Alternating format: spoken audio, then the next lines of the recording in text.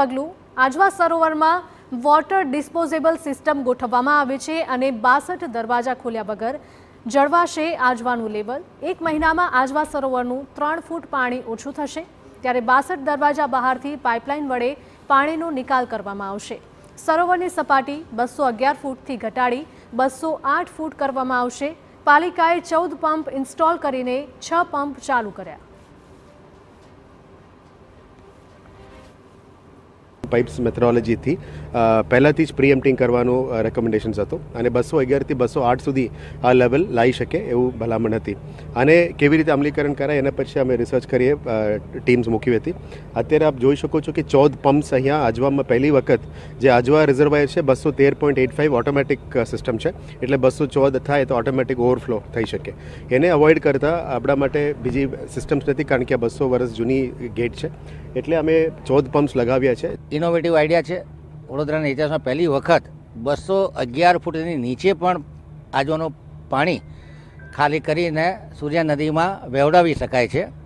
આ કન્સેપ્ટ પ્રમાણે આ જે પંપોની કેપેસિટીને ટોટલ કરીએ તો રોજનું 16,800 ક્યુબિક મીટર પર અવર પાણી વહેશે અને આને જો એમએલડીમાં કન્વર્ટ કરીએ તો રોજનું 405 એમએલડી જેટલું પાણી આપણે આજવામાંથી બહાર ફેંકી શકીશું।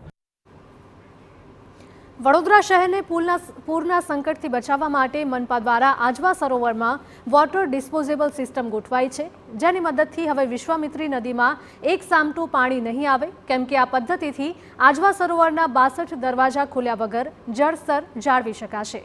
62 દરવાજા બહારથી પાઇપલાઇન વડે જ પાણીનો નિકાલ કરવામાં આવશે, જે માટે મનપાએ 14 પંપ ઇન્સ્ટોલ કર્યા છે। ગત વર્ષે વિશ્વામિત્રીમાં આવેલા પૂરના કારણે ભયાનક પરિસ્થિતિ ઊભી થઈ હતી। ત્યારબાદ આ વર્ષે અનેક પ્રકારની કામગીરી આજવા સરોવર હોય કે વિશ્વામિત્રી હોય તેના માટે થઈ રહી છે।